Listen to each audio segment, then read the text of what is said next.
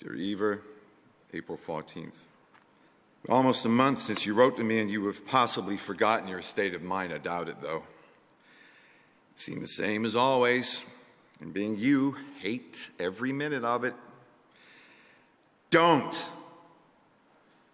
Learn to say fuck you to the world every once in a while. You have every right to. Just stop thinking, worrying, looking over your shoulder, wondering, doubting, fearing, hurting, hoping for some easy way out, struggling, grasping, confusing, itching, scratching, mumbling, bumbling, grumbling, humbling, stumbling, numbling, rambling, gambling, tumbling, scumbling, scrambling, hitching, hatching, bitching, moaning, groaning, honing, boning, horse-shitting, hair-splitting, nitpicking, piss-trickling, nose-sticking, ass-gouging, eyeball-poking, finger-pointing, alleyway-sneaking, long-waiting, small-stepping, evil-eyeing, back-scratching, searching, perching, besmirching, grinding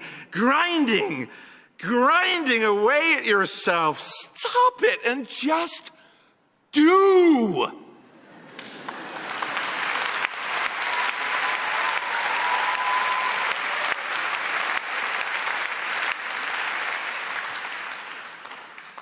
From your description, for what I know of your previous work and your ability, the work you were doing sounds very good. Drawing, clean, clear, but crazy like machines, larger and bolder, real nonsense. That sounds fine, wonderful. Real nonsense, do more. More nonsensical, more crazy, more machines, more breasts, penises, cunts, whatever. Make them abound with nonsense. Try and tickle something inside you, your weird humor. You belong in the most secret part of you.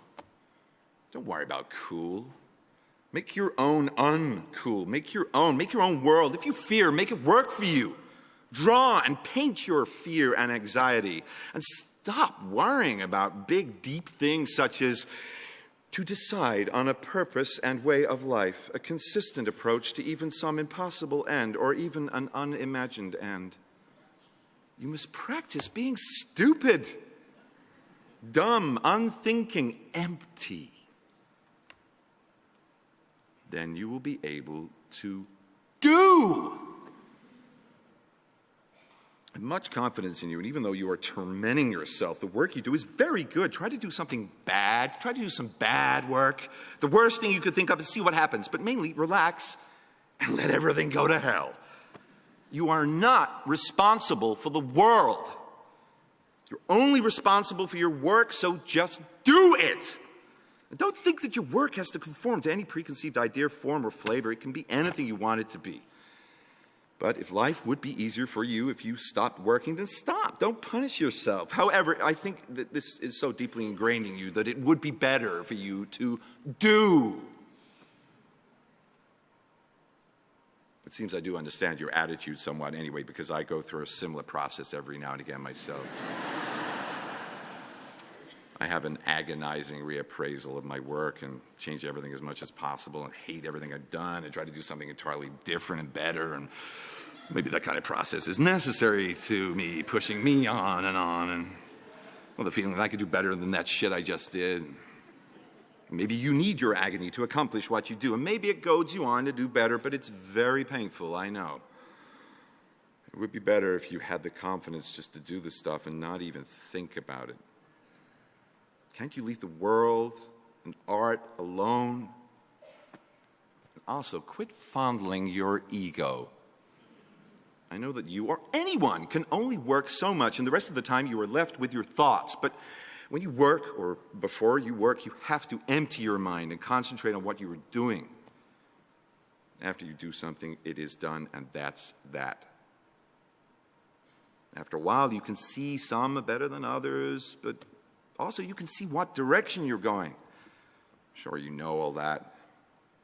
You also must know that you don't have to justify your work, not even to yourself. Well, you know I admire your work greatly and can't understand why you are so bothered by it, but you can see the next ones and I can't. You also must believe in your ability. I think you do. So try the most outrageous things you can. Shock yourself. You have at your power the ability to do anything. I'd like to see your work, and we'll have to be content to wait until August. I've seen photos of some of Tom's new things at Lucy's. They're very impressive, especially the ones with more rigorous form, the simpler ones. I guess he'll send some more later on. Let me know how the shows are going and that kind of stuff. My work has changed since you left, and it's much better.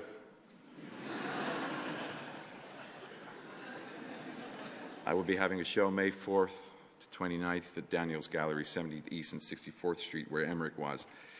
I wish you could be there. Much love to you both. Saul.